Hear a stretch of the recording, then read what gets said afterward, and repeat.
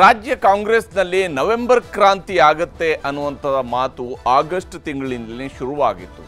November ಬಂದ ನಂತರ ಈಗ ನಡೀತಾ ಇರುವಂತಹ ಬೆಳವಣಿಗೆಗಳು ಇದು ಕ್ರಾಂತಿನೋ ಮತ್ತಿನ್ನೇನೋ ಅದು ಅವರವರ ವಿವೇಚನೆ ವಿಚಾರ. ಆದರೆ ಇಲ್ಲಿ ಬಹಳ ಮುಖ್ಯವಾಗಿ ಸಂಪುಟ ಪುನರ್ರಚನೆ ಆಗತ್ತೆ, ಅದಕ್ಕೆ ಹೈಕಮಾಂಡ್ನಿಂದ ಗ್ರೀನ್ ಸಿಗ್ನಲ್ ಸಿಕ್ಕಿದೆ ಅನ್ನೋದು ಒಂದು ಭಾಗ. ಅಧಿಕಾರ ಹಸ್ತಾಂತರ ಅನ್ನುವಂಥದ್ದು ಬಹುತೇಕ ಮುಗಿದ ಅಧ್ಯಾಯದ ಕಡೆಗೆ ಹೋಗುತ್ತಾ ಅಂತೇಳಿ. ಅಧಿಕಾರ ಹಸ್ತಾಂತರ ಸಚಿವರಿಂದ ಸಚಿವರುಗಳ ಕಡೆಗೆ ಮಾತ್ರ ನಡೆಯುತ್ತೆ, ಮುಖ್ಯಮಂತ್ರಿಯಿಂದ ಮುಖ್ಯಮಂತ್ರಿಗೆ ಆಗೋದಿಲ್ಲ ಅನ್ನುವಂತಹ ಸ್ವರೂಪದಲ್ಲಿ ಸದ್ಯಕ್ಕೆ ಗೋಚರಿಸ್ತಾ ಇದೆ ರಾಜ್ಯ ಕಾಂಗ್ರೆಸ್ನಲ್ಲಿ ನಡೀತಾ ಇರುವಂತಹ ಬೆಳವಣಿಗೆಗಳು. ಅಧಿಕಾರ ಹಸ್ತಾಂತರ, ಸಂಪುಟ ಪುನರ್ರಚನೆ, ನಾಯಕತ್ವ ಬದಲಾವಣೆ ಎಲ್ಲ ಚರ್ಚೆಗಳಿಗೂ ಕೂಡ ಕಾಂಗ್ರೆಸ್ನಲ್ಲಿ ಈಗ ಅದಕ್ಕೆ ಉತ್ತರ ಸಿಗುವಂತಹ ಹಂತಕ್ಕೆ ಬಂದಿದೆ. ಕಾಂಗ್ರೆಸ್ ಮನೆಯಲ್ಲಿ ಈಗ ಬದಲಾವಣೆಯಂತೆ ಮಹಾ ಚರ್ಚೆ ನಡೀತಾ ಇದೆ. ಸಿದ್ದರಾಮಯ್ಯ ಅವರ ಸಂಪುಟ ಬದಲಾಗುತ್ತಾ? ಬದಲಾದರೆ ಶಿವಕುಮಾರ್ ಅವರ ಭವಿಷ್ಯ ಏನು?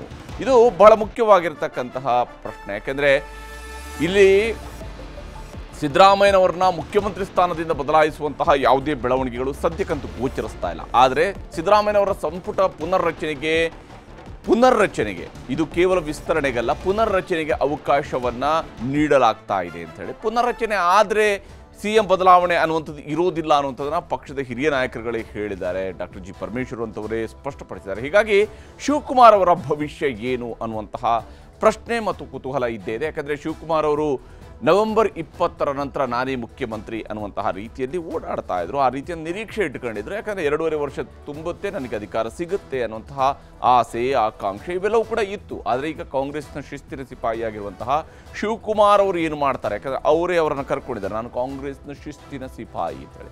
ಈ ಶಿಸ್ತಿನ ಸಿಪಾಯಿ ಏನು ಮಾಡ್ತಾರೆ ಅನ್ನೋದ್ರ ಬಗ್ಗೆಯೂ ಕೂಡ ಪ್ರಶ್ನೆ, ಕುತೂಹಲಗಳು ಇದ್ದೇ ಇರುವುದು. ಕಾಂಗ್ರೆಸ್ನಲ್ಲಿ ಕ್ರಾಂತಿ, ಕಾಂಗ್ರೆಸ್ ಮನೆಯಲ್ಲಿ ಈಗ ನವೆಂಬರ್ ಕ್ರಾಂತಿಯದ್ದೇ ಕೌತುಕ ಮನೆ ಮಾಡಿದೆ. ಯಾಕಂದರೆ ನವೆಂಬರ್ ತಿಂಗಳಲ್ಲಿ ಏನೋ ಒಂದು ಮಹತ್ವದ ಬೆಳವಣಿಗೆ ಆಗೋಗ್ಬಿಡುತ್ತೆ ಅಂತೇಳಿ ಕ್ರಾಂತಿ ಪದವನ್ನು ಮೊದಲು ಬಳಕೆ ಮಾಡಿದಂಥವರು KN ರಾಜಣ್ಣ. ಆದರೆ ರಾಜಣ್ಣ ಅವರು ಸೆಪ್ಟೆಂಬರ್ ಕ್ರಾಂತಿಯನ್ನು ಹೇಳಿದರು. ಸೆಪ್ಟೆಂಬರ್ ಕ್ರಾಂತಿಗೆ ಮೊದಲೇ ಅವರು ಅಧಿಕಾರವನ್ನು ಕಳ್ಕೊಂಡ್ರು. ಆದರೆ ನಂತರ ಕ್ರಾಂತಿಯ ಮುಂದೂಡಿಕೆ ನವೆಂಬರ್ ತಿಂಗಳಿಗೆ ಆಯಿತು. ಈಗ ನವೆಂಬರ್ನಲ್ಲಿ ನಡೀತಾ ಇರುವಂಥದ್ದು ಏನು? ಸಿದ್ದು ಸಂಪುಟ ಬದಲಾಗುತ್ತಾ? ಈಗಿರುವಂತಹ ಸಂಪುಟವೇ ಮುಂದುವರಿಯುತ್ತಾ ಅನ್ನುವಂತಹ ಪ್ರಶ್ನೆ ಇದೆ. ವಿಶೇಷವಾಗಿ ಸಿದ್ದರಾಮಯ್ಯನವರು ಹಿಂದೆ 13ರಿಂದ 18ರ ಅವಧಿಯಲ್ಲಿ ರಾಜ್ಯದ ಮುಖ್ಯಮಂತ್ರಿ ಆಗಿದ್ದಾಗಲೂ ಕೂಡ ಬಹುತೇಕ ತನ್ನ ಸಂಪುಟದ 40ರಷ್ಟು ಶಾಸಕರನ್ನು, 40% ಶಾಸಕರನ್ನು ಬದಲಾವಣೆ ಮಾಡುವಂತಹ ಕೆಲಸವನ್ನು ಮಾಡಿದರು. ಈಗಲೂ ಕೂಡ ಅಂಥದ್ದೇ ಸರ್ಕಸ್ಗೆ ಕೈ ಹಾಕ್ತಾರೆ ಎಂದೇಳಿ ಬೆಂಗಳೂರಿನಿಂದ ದಿಲ್ಲಿವರೆಗೂ ಕೂಡ ಭಾರಿ ಕುತೂಹಲವನ್ನು ಕಾಂಗ್ರೆಸ್ ಕಾಯ್ದುಕೊಂಡಿದೆ. ಯಾಕಂದರೆ ಕಾಂಗ್ರೆಸ್ ದೊಡ್ಡ ಬಹುಮತದೊಂದಿಗೆ ಅಧಿಕಾರದಲ್ಲಿರ್ತಕ್ಕಂತಹ ರಾಜ್ಯ ಕರ್ನಾಟಕ, ಕರ್ನಾಟಕದ ವಿಚಾರದಲ್ಲಿ ಕಾಂಗ್ರೆಸ್ ಕೂಡ ನಮಗೆ ಬಹುಮತ ಇದೆ, ಭಾರಿ ಬಹುಮತ ಇದೆ ಅಂತ ಹೇಳ್ಕೊಂಡು ತಮ್ಮ ಇಷ್ಟ ಬಂದಂತೆ ನಿರ್ಧಾರ ಕೈಗೊಳ್ಳೋದಕ್ಕೆ ಸಾಧ್ಯ ಆಗೋದಿಲ್ಲ. ಬಹಳ ಎಚ್ಚರಿಕೆಯನ್ನು ಇಡಬೇಕಾಗುತ್ತೆ. ವಿಶೇಷವಾಗಿ ಬಿಹಾರ ಚುನಾವಣೆಯ ನಂತರ ಅಂತೂ ಈ ಎಚ್ಚರಿಕೆ ಮತ್ತಷ್ಟು ಜಾಸ್ತಿ ಆಗಬೇಕಾಗುತ್ತೆ. ದೆಹಲಿಗೆ ತೆರಳಿರುವಂತಹ ಮುಖ್ಯಮಂತ್ರಿ ಸಿದ್ದರಾಮಯ್ಯನವರು ಇವತ್ತು ಸಂಜೆ AICC ಅಧ್ಯಕ್ಷರಾಗಿರ್ತಕ್ಕಂತಹ ಮಲ್ಲಿಕಾರ್ಜುನ ಖರ್ಗೆ ಅವರನ್ನ ಭೇಟಿ ಆಗ್ತಾ ಇದ್ದಾರೆ. ಖರ್ಗೆ ಅವರ ಜೊತೆಗೆ ಬಹುತೇಕ ಸಂಪುಟ ಪುನರ್ರಚನೆಗೆ ಬೇಕಾದಂತಹ ಒಪ್ಪಿಗೆಯನ್ನು ಪಡ್ಕೊಳ್ಬೋದು. ಯಾಕಂದರೆ ಕರ್ನಾಟಕದ ಕಾಂಗ್ರೆಸ್ನ ಬಗೆಗಿನ ಸಂಪೂರ್ಣ ಮಾಹಿತಿ ಕಾಂಗ್ರೆಸ್ ಹೈಕಮಾಂಡ್ನ ಮಲ್ಲಿಕಾರ್ಜುನ ಖರ್ಗೆ ಅವರಿಗಂತೂ ಇದ್ದೇ ಇದೆ. ಯಾವ ಕ್ಷೇತ್ರ ಏನು ಕತೆ, ಯಾವ ಸಮುದಾಯ ಏನು ಕತೆ, ಯಾರ ಪ್ರಭಾವ ಎಷ್ಟರ ಮಟ್ಟಿಗಿದೆ, ಎಲ್ಲ ನಾಯಕರುಗಳ ಬಗ್ಗೆಯೂ ಕೂಡ ಸ್ಪಷ್ಟವಾದಂತಹ ಮಾಹಿತಿಯನ್ನಿರುವಂತಹ ನಾಯಕ. ಹೀಗಾಗಿ ಸಂಪುಟ ಪುನರ್ರಚನೆಗೆ ಈಗಾಗಲೇ ರಾಹುಲ್ ಗಾಂಧಿಯವರು ಗ್ರೀನ್ ಸಿಗ್ನಲ್ ಕೊಟ್ಟಿರೋದ್ರಿಂದಾಗಿ ರಾಜ್ಯದಲ್ಲಿ ಯಾವ ಸ್ವರೂಪದ ಸೂತ್ರವನ್ನು ಹೆಣಿಬೇಕು ಅನ್ನುವಂಥ ನಿಟ್ಟಿನಲ್ಲಿ, ಯಾಕಂದರೆ AICC ಅಧ್ಯಕ್ಷರಿಗೆ ಅವರ ತವರು ರಾಜ್ಯದಲ್ಲಿ ಪಕ್ಷ ಅಧಿಕಾರದಲ್ಲಿರುವಂಥದ್ದು ಮತ್ತು ಆ ಅಧಿಕಾರವನ್ನು ಹಾಗೆ ಉಳಿಸ್ಕೊಳ್ಬೇಕು ಅನ್ನುವಂತಹ ಸಂಕಲ್ಪ ಇದ್ದೇ ಇರುತ್ತೆ. ಈ ಕಾರಣಕ್ಕಾಗಿ ಅವರು ಕೂಡ ಅವರ ಅನುಭವದ ಮೇಲೆಯೂ ಕೂಡ ಕೆಲವೊಂದು ಸಲಹೆಗಳನ್ನು ಸಿದ್ದರಾಮಯ್ಯನವರಿಗೆ ಕೊಡ್ಬೋದು. ರಾಹುಲ್ ಗಾಂಧಿ ಅವರ ಸೂಚನೆಯಂತೆ ಮಲ್ಲಿಕಾರ್ಜುನ ಖರ್ಗೆ ಜೊತೆಗೆ ಮುಖ್ಯಮಂತ್ರಿ ಸಿದ್ದರಾಮಯ್ಯನವರು ಸಭೆಯನ್ನು ನಡೆಸಲಿದ್ದಾರೆ. ಯಾಕಂದರೆ AICC ಅಧ್ಯಕ್ಷರು ಅಂತಿಮವಾಗಿ ಎಲ್ಲ ಆಗು ಹೋಗುಗಳಿಗೆ ಅವರು ಒಪ್ಪಿಗೆಯನ್ನು ಕೊಡಬೇಕಾಗತ್ತೆ. ಅವರ ಒಪ್ಪಿಗೆಯನ್ನು ಪಡ್ಕೊಳ್ಳುವುದು ಈಗ ಸಿದ್ದರಾಮಯ್ಯನವರ ಮುಂದಿರುವಂತಹ ಆದ್ಯತೆ. ಯಾವೆಲ್ಲ ಸಚಿವರನ್ನು ಬಿಡಬೇಕು, ಯಾರನ್ನು ಸೇರಿಸ್ಕೊಳ್ಬೇಕು ಅನ್ನೋದ್ರ ಬಗ್ಗೆ ಕೂಡ ಚರ್ಚೆ ಆಗ್ಬೋದು. ಇಲ್ಲಿ ಮಲ್ಲಿಕಾರ್ಜುನ ಖರ್ಗೆ ಅವರು ಯಾರನ್ನೆಲ್ಲ ಸಚಿವ ಸ್ಥಾನದಲ್ಲಿ ಉಳಿಸಬೇಕು ಅನ್ನೋದನ್ನು ಅಥವಾ ಯಾರನ್ನ ಕೈ ಬಿಡಬೇಕು ಅನ್ನೋದನ್ನು ಅವರ ಒಪಿನಿಯನ್ ಕೂಡ ಇದ್ದೇ ಇರುತ್ತೆ. ಯಾಕಂದರೆ ಕರ್ನಾಟಕದ ಸಚಿವರುಗಳ ಕಾರ್ಯವೈಖರಿಯ ಬಗ್ಗೆ ಅವ್ರಿಗೂ ಕೂಡ ಗೊತ್ತಿರುವಂಥದ್ದೇ, ಅವ್ರಿಗೆ ಗೊತ್ತಿಲ್ಲದಿರುವಂತಹ ವಿಚಾರಗಳೇನಿರೋದಿಲ್ಲ. ಹೀಗಾಗಿ ಇದರಲ್ಲಿ ಯಾರನ್ನ ಬದಲಾಯಿಸಬೇಕು ಅಥವಾ ಯಾವ ಹಿರಿಯರಿಗೆ ಏನಾದರೂ ಅವಕಾಶವನ್ನು ಮಾಡಿಕೊಡ್ಬೇಕಾ ಅಥವಾ ಸಂಪುಟದ ಸಮತೋಲನ ಹೇಗೆ ಮೇಂಟೈನ್ ಮಾಡ್ಕೋಬೇಕು ಎಲ್ಲ ನಿಟ್ಟಿನಲ್ಲೂ ಕೂಡ ಅವರು ಚರ್ಚೆಯನ್ನು ನಡೆಸಬಹುದು ಸಿದ್ದರಾಮಯ್ಯನವರ ಜೊತೆಗೆ. ಈ ವಿಚಾರಕ್ಕೆ ಸಂಬಂಧಪಟ್ಟಂತೆ ಕಾಂಗ್ರೆಸ್ನ ಸಚಿವರುಗಳು ಏನೇನು ಹೇಳ್ತಿದ್ದಾರೆ ಅನ್ನೋದನ್ನು ನಿಮಗೆ ತೋರಿಸ್ತೀನಿ. ಕ್ಯಾಬಿನೆಟ್ ರೀಶಫಲ್ ಆಗಲಿ ಈ ವಿಚಾರಗಳೆಲ್ಲನೂ ಕೂಡ ಪಕ್ಷದ ಹೈಕಮಾಂಡ್ ತೀರ್ಮಾನ ಮಾಡ್ತದೆ. ACC ಅಧ್ಯಕ್ಷರು ಸೋನಿಯಾ ಗಾಂಧಿಯವರು, ರಾಹುಲ್ ಗಾಂಧಿಯವರು, ಮುಖ್ಯಮಂತ್ರಿಗಳು ಮತ್ತು KPCC ಅಧ್ಯಕ್ಷರು, ನಮ್ಮ ಜನರಲ್ ಸೆಕ್ರೆಟರಿ ಸುರ್ಜೇವಾಲಾ ಅವರು, ವೇಣುಗೋಪಾಲ್ ಅವರು ಇವರೆಲ್ಲರೂ ಕೂಡ ನಿರ್ಣಯ ಮಾಡ್ತಾರೆ.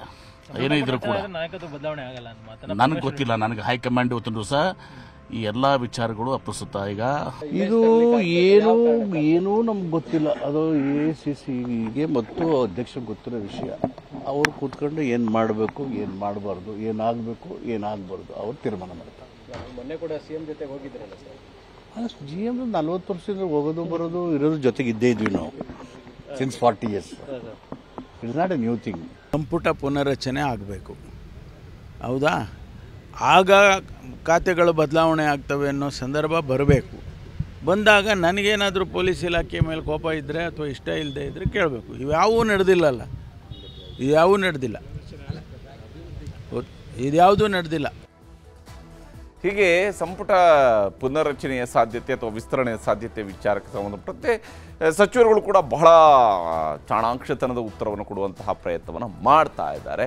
ಇನ್ನು ಹೊಸ ಸಂಪುಟದಲ್ಲಿ ಸ್ಥಾನ ಪಡೆಯೋದಕ್ಕೆ ಆಕಾಂಕ್ಷಿಗಳ ಸರ್ಕಸ್ ಬಹಳ ಜೋರಾಗಿದೆ. ಯಾಕೆಂದರೆ ಕಾಂಗ್ರೆಸ್ನಲ್ಲಿ 33 ಜನ ಮಂತ್ರಿಗಳಿದ್ದರೆ 66 ಮಂದಿ ಆಕಾಂಕ್ಷಿಗಳು ಇರ್ತಾರೆ. ಹೀಗಾಗಿ ಯಾಕೆಂದರೆ ಹೆಚ್ಚಿನವರಲ್ಲಿ 2 ಬಾರಿ, 3 ಬಾರಿ, 4 ಬಾರಿ, 5 ಬಾರಿ ಗೆದ್ದಂಥವ್ರು ಇನ್ನೂ ಸಚಿವರಾಗೋದಕ್ಕೆ, ಮೊದಲ ಬಾರಿ ಸಚಿವರಾಗೋದಕ್ಕೆ ಅವಕಾಶ ಸಿಗದೇ ಇರತಕ್ಕಂತಹ ಶಾಸಕರುಗಳು ಕೂಡ ಅಲ್ಲಿದ್ದಾರೆ. ಹೀಗಾಗಿ ವರಿಷ್ಠರ ಮೇಲೆ ಒತ್ತಡಕ್ಕೆ ಹಿರಿಯ ಶಾಸಕರುಗಳು ಮುಂದಾಗಿದ್ದಾರೆ. ತಮ್ಮದಾದಂತಹ ಜಾತಿಯ ಕೋಟಾವನ್ನು ಇಟ್ಕೊಂಡು, ತಮ್ಮ ಅರ್ಹತೆಯ ಕೋಟಾವನ್ನು ಇಟ್ಕೊಂಡು, ತಮ್ಮ ಪ್ರದೇಶದ ಕೋಟಾವನ್ನು ಇಟ್ಕೊಂಡು, ತಾವು ಪಕ್ಷಕ್ಕೆ ಮಾಡಿರುವಂತಹ ದುಡಿಮೆಯ ಕುರಿತಾಗಿ ಅಥವಾ ತಾವು ಪಕ್ಷಕ್ಕೆ ಬಂದಿರುವಂತಹ ಸಂದರ್ಭ, ಸೇರಿರುವಂತಹ ಸಂದರ್ಭ, ಈ ರೀತಿಯಾಗಿ ಈಗ ಹೊರಗಿಂದ ಬಂದಂಥವ್ರಿಗೆ ಒಂದು ರೀತಿಯಾದಂತಹ ಪ್ರೊಫೈಲ್ ಮೇಂಟೈನ್ ಮಾಡಿರ್ತಾರೆ. ಆಲ್ರೆಡಿ ಪಕ್ಷದಲ್ಲೇ ಇರುವಂಥವರು, ಪಕ್ಷದಿಂದಲೇ ಮೊದಲ ಬಾರಿಯಿಂದಲೂ ಕೂಡ ಗೆಲ್ತಾ ಬಂದಂಥವ್ರು, ಅವ್ರದ್ದು ಇನ್ನೊಂದು ರೀತಿಯಾದಂಥ ಪ್ರೊಫೈಲ್ ರೆಡಿಯಾಗಿರುತ್ತೆ. ಹೀಗೆ ಎಲ್ಲರೂ ಕೂಡ ತಮ್ಮ ತಮ್ಮ ಪ್ರೊಫೈಲ್ಗಳನ್ನು ಇಟ್ಕೊಂಡು ಹೈಕಮಾಂಡ್ ನಾಯಕರುಗಳನ್ನು ಭೇಟಿ ಆಗ್ತಾ ಇದ್ದಾರೆ, ಅವರಿಗೆ ಮನವರಿಕೆ ಮಾಡಿಕೊಡ್ತಾ ಇದ್ದಾರೆ ನಮಗೆ ಸಿಗಬೇಕು ಅಂತ ಹೇಳಿ. ಸಿದ್ದರಾಮಯ್ಯನವರ ಜೊತೆಗೆ ದೆಹಲಿಗೆ ಹೋಗಿರುವಂತಹ ಆಪ್ತ ಸಚಿವರುಗಳು ಕೂಡ ಕೆಲವರು ತಮ್ಮ ಕುರ್ಚಿಗಳನ್ನು ಉಳಿಸ್ಕೊಳ್ಳೋದಕ್ಕೂ ಕೂಡ ಪ್ರಯತ್ನವನ್ನು ಮಾಡಬೇಕಾಗತ್ತೆ. ಯಾಕಂದರೆ ಕೆಲವು ಸಚಿವರುಗಳ ಕುರ್ಚಿಯೂ ಕೂಡ ಅಲುಗಾಡ್ತಾ ಇದೆ. ಅಂತಹ ಸಚಿವರುಗಳು ಸಚಿವರಾಗಿಯೇ ಮುಂದುವರಿಯೋದಕ್ಕೆ ಬೇಕಾದ ಪ್ರಯತ್ನವನ್ನು ಮಾಡ್ತಾ ಇದ್ದಾರೆ. ಕೃಷ್ಣ ಬೈರೇಗೌಡ, ಜಮೀರ್ ಅಹಮದ್ ಖಾನ್, ಹಾಗೆಯೇ ಭೈರತಿ ಸುರೇಶ್, ಡಾಕ್ಟರ್ ಮಹದೇವಪ್ಪ ಇವರೆಲ್ಲರೂ ಕೂಡ ದೆಹಲಿಗೆ ಹೋಗಿದ್ದಾರೆ.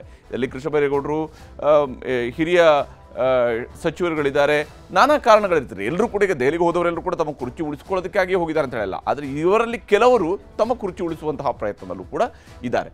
ವರಿಷ್ಠರ ಭೇಟಿಗೆ ದೆಹಲಿಯಲ್ಲಿ ಆಕಾಂಕ್ಷಿಗಳು ಪ್ರಯಾಣವನ್ನು ಬೆಳೆಸಿದ್ದಾರೆ.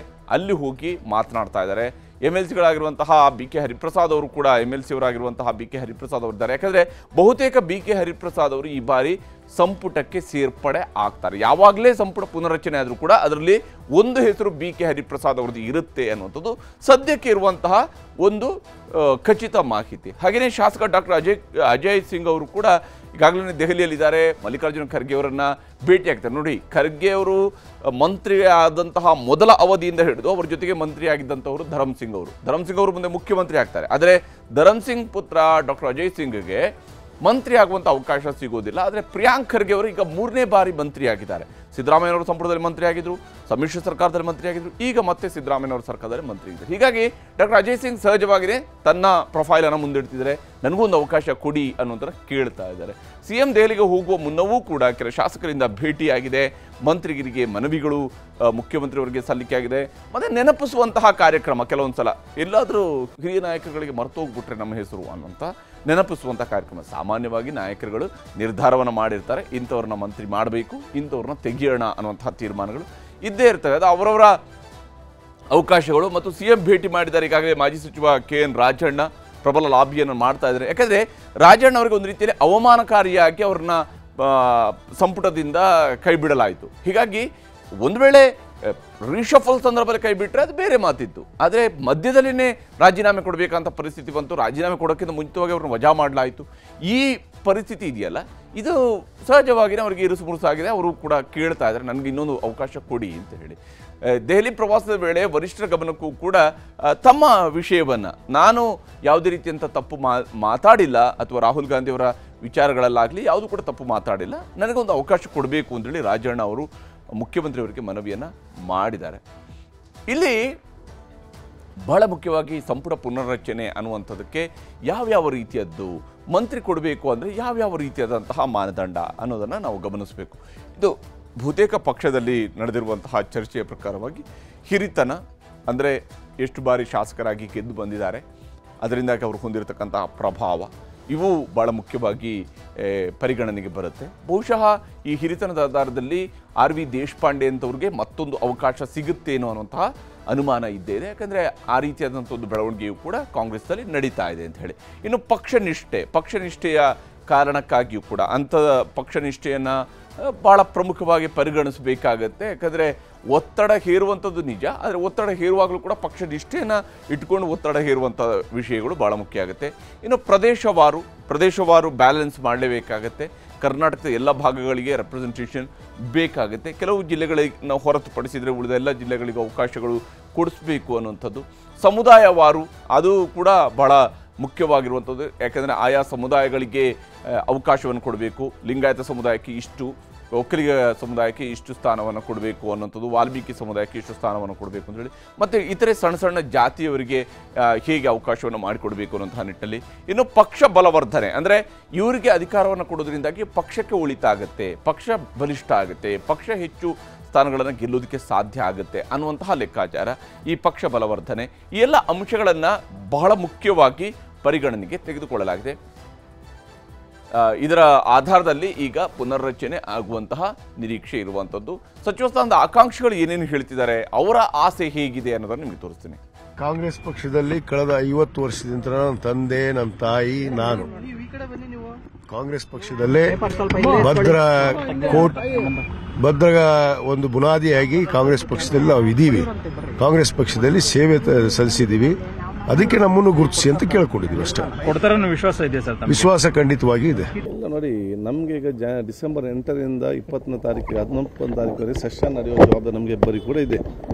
ನಾವು ಆಡಳಿತ ಪಕ್ಷ, ಪ್ರತಿಪಕ್ಷ ಅದೇ ಎಲ್ಲ ವಿಶ್ವಾಸಕ್ಕೆ ತೆಗೆದುಕೊಂಡು ಹೇಗೆ ಸಮರ್ಪಕವಾಗಿ ಈ ಅಧಿವೇಶನ ನಡೆಸಬೇಕು, ಕರ್ನಾಟಕ ರಾಜ್ಯ ಉತ್ತರ ಕನ್ನಡ ಜನರಿಗೆ ಪ್ರಯೋಜನ ಆಗಬೇಕಂತ ಅದರ ಬಗ್ಗೆ ಚಿಂತಿತರಾಗಿದ್ದೇವೆ. ರಾಜ್ಯದಲ್ಲಿ ಏನು ನಡೀತದೆ ನಮಗೆ ವಿಚಾರವೇ ಅದು ABCD ಇವತ್ತು ಗೊತ್ತಿಲ್ಲ ಅಂತ ಹೇಳಲಿಕ್ಕೆ ನಾನು ಬಯಸ್ತೇನೆ. ಹಳೆ ಬೇರು ಹೊಸ ಚಿಗುರು ಅಂತ ಅವೆರಡು ಕಂಬೈಂಡ್ ಆದರೆ ಗಿಡ ಚೆನ್ನಾಗಿ ಬೆಳೀತದೆ ಅಂತ, ಆ ರೀತಿಯಲ್ಲಿ ಇದು ಒಂದು ಒಳ್ಳೆ ಬೆಳವಣಿಗೆ ಆಗ್ತದೆ. ಯಾಕೆಂದರೆ ಹೊಸಬ್ರ ಹತ್ರ ಹೊಸ ಥಾಟ್ಸ್ ಇರ್ತದೆ ಏನು ಅಭಿವೃದ್ಧಿ ಅದ್ರ ಬಗ್ಗೆ, ಅದೊಂದು ಅನುಕೂಲ ಆಗ್ತದೆ ಅಂತ ನನ್ನ ಅಭಿಪ್ರಾಯ. ಹೊಸಬ್ರಿಗೆ ಅವಕಾಶ ಮಾಡಬೇಕು. ಕೊಟ್ಟರೆ ಯಾರು ಬೇಡ ಅಂತಾರೆ, ಹಂಗಂತ ನನಗೆ ಕೇಳಲ್ಲಪ್ಪ. ನಂದು ಬೇರೆ ಅಜೆಂಡಾ ಇದೆ, ನನ್ನ ಅಜೆಂಡಾ ಹೇಳಿದ್ದೀನಿ, ನನ್ನ ಅಜೆಂಡಾ ಬೇರೆ ಇದೆ, ನಾನೇನು ಕೇಳಲ್ಲ, ಬೇರೆಯವ್ರಿಗೆ ಮಾಡಿಕೊಳ್ಳಿ. ಹೀಗೆ ಹೊಸಬರಿಗೆ ಅವಕಾಶವನ್ನು ಕೊಡಬೇಕು ಅನ್ನೋದ್ರಿಂದ ಹಿಡಿದು ಪ್ರತಿಯೊಬ್ಬರು ಕೂಡ ಅವರದಾದಂಥ ಅಜೆಂಡಾಗಳು ಕೂಡ ಇರುತ್ತಾರೆ ಕೂಡ ಗೊತ್ತಾಗ್ತಾ ಇದೆ. ಇದರ ನಡುವೆ ಶಿವಕುಮಾರ್ ಅವರ ಪವರ್ ಗೇಮ್ ಹೇಗೆ ನಡೆಯುತ್ತೆ ಅಂತೇಳಿ. ಸಿದ್ದರಾಮಯ್ಯ ಅವರ ಸಂಪುಟ ಪುನರ್ರಚನೆ ಆದರೆ DK ಶಿವಕುಮಾರ್ ಅವರು ಮುಖ್ಯಮಂತ್ರಿ ಆಗುವಂತಹ ಕನಸು ಭಗ್ನ ಆದಂತೆ. ಯಾಕಂದರೆ ಮುಖ್ಯಮಂತ್ರಿಯವರು ಬದಲಾವಣೆ ಆಗದೇನೆ ಸಂಪುಟ ಬದಲಾವಣೆ ಆಗುತ್ತೆ ಅನ್ನೋದರ ಅರ್ಥ ಏನಂತ ಹೇಳಿದರೆ ಇನ್ನೊಂದಷ್ಟು ಜನ ಶಾಸಕರಿಗೆ ಸಚಿವರಾಗುವಂಥ ಅವಕಾಶವನ್ನು ಮಾಡಿಕೊಡಲಾಗುತ್ತೆ ಅಂತ ಹೇಳಿ ಹೊರತು ಬೇರೆ ಅರ್ಥ ಇರೋದಿಲ್ಲ ಅದಕ್ಕೆ. ಹೀಗಾಗಿ 3 ದಿನಗಳಿಂದಲೂ ಕೂಡ ದೆಹಲಿಯಲ್ಲಿ DCM DK ಶಿವಕುಮಾರ್ ಅವರು ಕೂಡ ಬಿಟ್ಟಿದ್ರು. ಅವರು ಕೂಡ ಹೈಕಮಾಂಡ್ನ ಹಿರಿಯ ನಾಯಕರುಗಳನ್ನು ಭೇಟಿಯಾಗಿದ್ದಾರೆ. CM ಆಗದೇ ಇದ್ದರೆ KPCC ಅಧ್ಯಕ್ಷ ಸ್ಥಾನವನ್ನು ಕೂಡ ತನ್ನ ಜೊತೆಗೆ ಉಳಿಸ್ಕೊಳ್ಬೇಕು ಅನ್ನೋಂತಹ ಸರ್ಕಸ್ ನಡೀತಾ ಇದೆ. ಯಾಕೆಂದರೆ ಶಿವಕುಮಾರ್ ಅವರು ಇವತ್ತು ಉಪಮುಖ್ಯಮಂತ್ರಿಯಾಗಿ ಸರ್ಕಾರದಲ್ಲಿ ನಂಬರ್ 2 ಪೊಸಿಷನಲ್ಲಿದ್ದರೂ ಕೂಡ ಪಕ್ಷದಲ್ಲಿ ಅವರು ನಂಬರ್ 1 ಪೊಸಿಷನ್ನಲ್ಲಿದ್ದಾರೆ. ಅಧ್ಯಕ್ಷರಾಗಿ ಅವರು ನಂಬರ್ 1 ಪೊಸಿಷನ್ನಲ್ಲಿದ್ದಾರೆ. ಆ ನಂಬರ್ 1 ಪೊಸಿಷನನ್ನು ಹಾಗೆ ಉಳಿಸ್ಕೊಳ್ಬೇಕು ಅನ್ನೋಂಥದ್ದು ಸಹಜವಾಗಿಯೇ ಶಿವಕುಮಾರ್ ಅವರಿಗಿರುವಂಥ ಆಸೆ. CM ಸ್ಥಾನದ ಬಗ್ಗೆ ಸ್ಪಷ್ಟತೆ ಕೇಳೋದಕ್ಕೆ ಶಿವಕುಮಾರ್ ಅವರು ಪ್ರಯತ್ನವನ್ನು ಕೂಡ ಮಾಡಿದ್ದಾರೆ. ನನಗೆ ಯಾವಾಗ ಮುಖ್ಯಮಂತ್ರಿ ಮಾಡ್ತೀರಿ ಅನ್ನುವಂತಹ ವಿಚಾರದಲ್ಲಿ. ಯಾಕಂದರೆ ಪಕ್ಷನಿಷ್ಠೆಯಿಂದ ಪಕ್ಷವನ್ನು ಸಂಘಟನೆ ಮಾಡಿರುವಂಥಲ್ಲಿ ಯಾವುದೇ ಅನುಮಾನಗಳಿಲ್ಲ, ಅದು ಪಕ್ಷದ ಹೈಕಮಾಂಡ್ಗೂ ಕೂಡ ಗೊತ್ತಿರುತ್ತೆ.